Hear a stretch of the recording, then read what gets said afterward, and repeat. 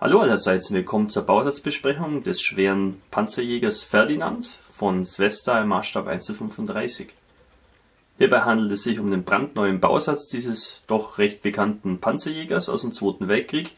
Da haben sich ja schon viele Hersteller dran versucht und ja, da gibt es doch einige Bausätze davon, die alle mehr oder weniger gut sind. Als dieser Bausatz dann angekündigt wurde vor ein paar Monaten, begann dann die Gerüchteküche im Internet ganz schnell zu brodeln. Hieß es dann, das sei nur ein Reboxing von irgendwelchen älteren und wahrscheinlich auch relativ schlechten Bausätzen. Soweit ich das sehen kann, ist das hier nicht der Fall. Das ist wirklich in der Tat ein neuer Bausatz, der für sich allein steht, der auf keinem anderen basiert, und deswegen lohnt es sich mal, den näher anzuschauen. Die Verpackung von dem Bausatz ist wirklich sehr gut. Alles ist da gut geschützt hier in diesem stabilen Doppelkarton. Da dürfte es beim Versand keine Probleme geben, dass wir da irgendwelche Schäden an unseren Teilen haben. Also das ist vorbildlich, so soll es eigentlich sein. Schauen wir uns erstmal die Bauanleitung an. Die Hintergrundgeschichte zum Fahrzeug ist auf Russisch und Englisch abgedruckt. Hier unten haben wir dann auch den Hinweis, dass es hier zwei Optionen gibt zum Bauen. Und zwar geht es eigentlich nur darum, man kann die Luken offen darstellen oder eben die Rohrstütze aufgeklappt oder abgeklappt bauen. Mehr ist es eigentlich nicht. Hier haben wir eine Übersicht mit allen enthaltenen Teilen und Gießästen. Das ist gut für die Übersicht. Und dann geht hier der Zusammenbau los. Hier sind immer die Hauptschritte und hier sind immer kleinere Nebenbaustufen. Wenn man irgendwelche Komponenten, die man hier dann braucht, wird halt dann hier erklärt, wie man sie zusammenbaut. Wir fangen an mit der Wanne. Ja, das ist eigentlich ganz gut. Also ich weiß, nicht alle mögen so diese Art von Bauanleitung. Ich finde es eigentlich ganz okay. Kommt man eigentlich schon gut mit klar. Es werden auch nicht allzu viele Teile pro Bauschritt verbaut. Ist eigentlich ganz übersichtlich.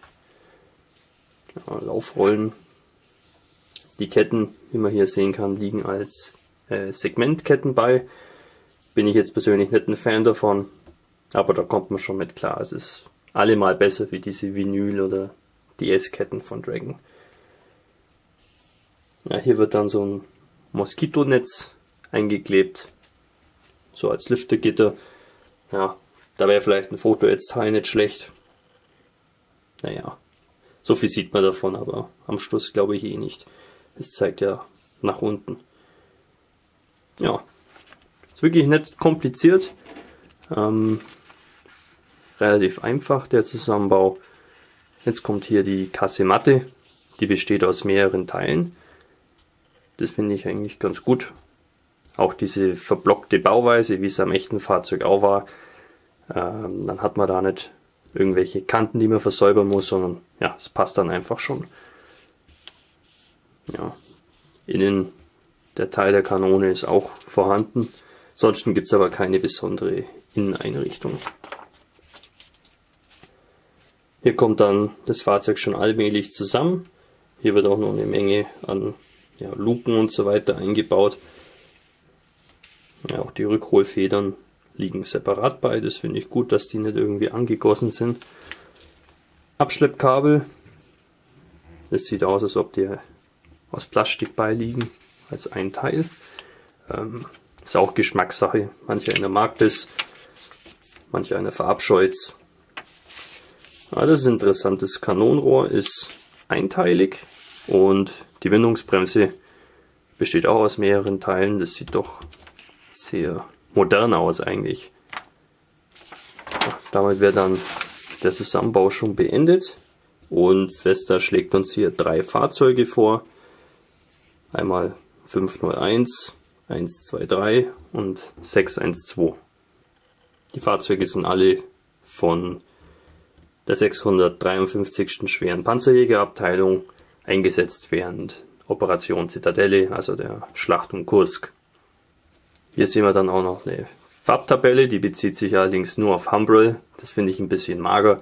Da wären vielleicht noch ein paar andere Farbhersteller kein Fehler. Schauen wir uns jetzt die Plastikteile an. Hier mal die Unterwanne. Da kann man gleich mal sehen, wie groß das Fahrzeug später mal wird. Ist doch ein ziemlicher Apparat. Gussqualität ist eigentlich so, wie wir es von dem neuen Bausatz erwarten können. Kein Grat und Fischhaut zu sehen. Ja, schöne Details hier, Nietköpfe und so weiter. Schweißnaht hier sieht auch ganz gut aus. Hier kommt auch noch ein Teil drauf, deswegen hat es hier keine Textur. Ja gut, da wird aber glaube ich nichts abgedeckt. Ja, ist ein bisschen glatt, kann man aber mit ein bisschen Mr. Surfacer gut nacharbeiten. Und das Seite hat auch schöne Details, hier auch eine Schweißnaht. Das sieht doch ganz manierlich aus. Am nächsten Gießast finden wir so ein Sammelsurium an Teile. Hier zum Beispiel das Dach der Kasematte oder auch ja, die Rückwand. Hier dann die Lufteinlässe, die ja, aufs Motordeck eben kommen. Schutzbleche haben eine schöne ja, Textur hier. Auf der Innenseite hat es Auswurfmarken. Die sind aber leicht zu verspachteln, wenn es einen stört. Das sollte eigentlich kein größeres Problem sein. Hier nochmal das Heckteil des Aufbaus aus der Nähe. Man kann hier sehen, schöne Schweißnähte und so. Und diese typisch großen Bolzen sind auch gut wiedergegeben. Also das sieht doch ganz fein aus. An diesem Gießast findet sich auch wieder ein wildes Sammelsurium an Teilen. Erwähnenswert ist hier vor allem das einteilige Kanonenrohr. Das nur ein bisschen Grat und die Anguspunkte zu versäubern.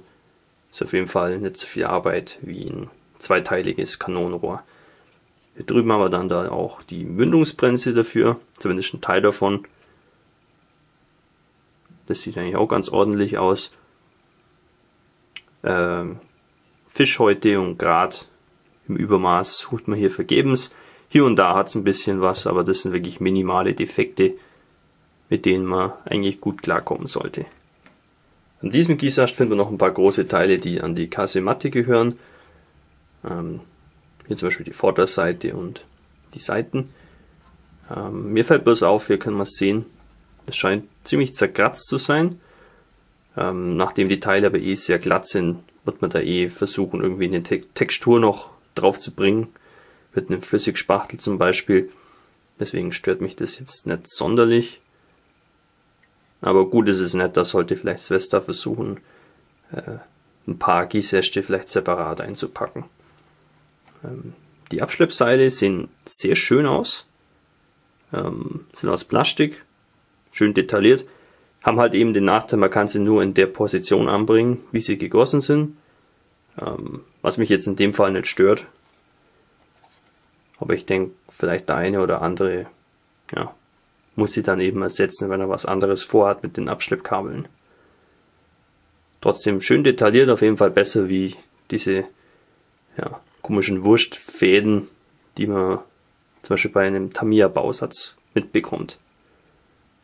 Dieser Gießast liegt insgesamt 3-mal bei und hier haben wir ja, die Fahrwerkskomponenten, also die Laufrollen und auch diese speziellen Achsen.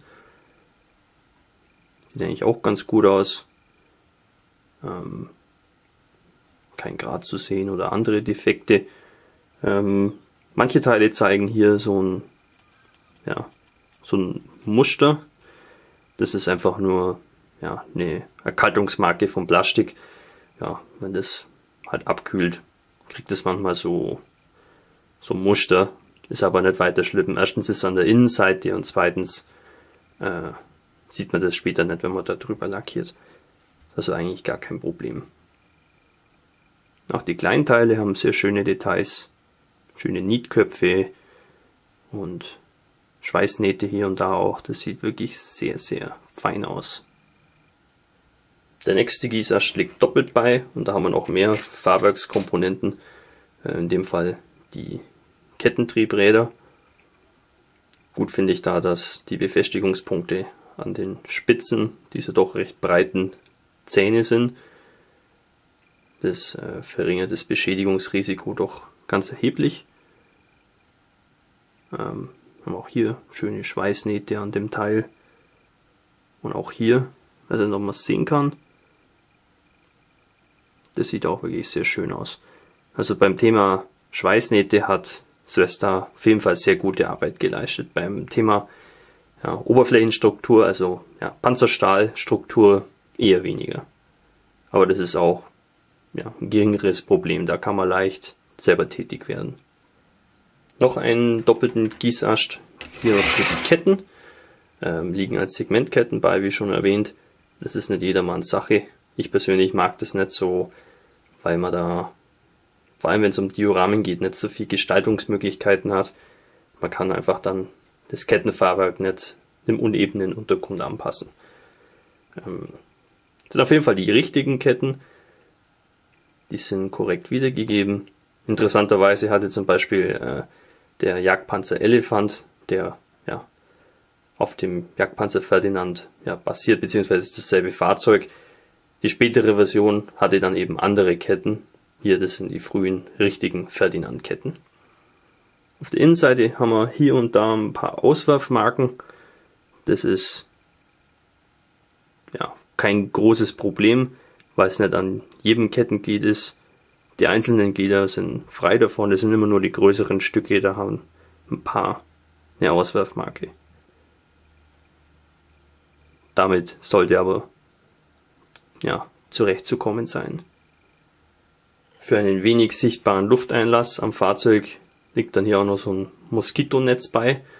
Da ist ein Fotonetzteil sicherlich die bessere Wahl. Allerdings in dem Fall sieht man sehr wenig davon später. Ich denke, damit lässt sich arbeiten. Winkelspiegel liegen als Klarsichtteile bei. Das ist auf jeden Fall eine nette Dreingabe. Mir fällt bloß auf, dass hier das Plastik wirklich sehr weich ist. Das ist fast wie Gummi. Was natürlich dann das Versäubern ein bisschen anstrengender macht. Da wäre es vielleicht besser gewesen, wenn das aus einem härteren Material ist. Der Abziehbilderbogen fällt relativ klein aus. Wir haben 3 Balkenkreuze und ein paar taktische Nummerierungen. Aber mehr brauchen wir auch nicht. Diese Fahrzeuge waren nicht wirklich viel gekennzeichnet. Triggerfilm ist relativ klein, wie man sehen kann. Ansonsten sind meine Erfahrungen mit diesen neueren Svesta Abziehbildern durchwegs positiv. Sollte sich also gut verwenden lassen. Der Bausatz ist mit seinen knapp unter 300 Teilen und der sinnvollen Aufteilung wirklich erfreulich unkompliziert. Das finde ich ist eigentlich eine schöne Sache. Dazu kommt auch noch der günstige Preis mit nicht ganz 30 Euro. Deswegen würde ich mal sagen, ist der Bausatz für Anfänger auf jeden Fall einen Blick wert und empfehlenswert. Wenn man das jetzt mit den Preisschildern auf Dragon Ferdinand Bausätzen vergleicht oder auch mit dem Elephant von Tamiya, da kommt man hier wirklich sehr günstig weg und bekommt annähernd genauso viel. Nichtsdestotrotz ist das eine oder andere an dem Bausatz schlichte Geschmackssache. Der eine wird es mögen, der andere nicht. Zum Beispiel die Segmentketten oder auch diese Plastik-Abschleppkabel oder auch die Bauanleitung. Das sind alles so Punkte, der eine mag es, der andere mag es nicht. Es kommt auch wahrscheinlich drauf an, was man mit dem Bausatz vorhat. Eine besondere Stärke des Bausatzes scheint mir die Darstellung der Schweißnähte zu sein. Eine Schwäche in meinen Augen ist die fehlende Stahltextur an den Panzerungsteilen. Das sind aber wirklich nur Kleinigkeiten, die wahrscheinlich für die meisten Leute keinen großen Unterschied machen. Der Bausatz kostet hierzulande ca. 30 Euro und dafür bekommt man hier wirklich eine Menge Bausatz und Plastik. Das war's auch schon wieder mit der Bausatzbesprechung. Ich hoffe, euch hat's gefallen und wir sehen uns wieder im nächsten Video. Euer Hamika Barkas.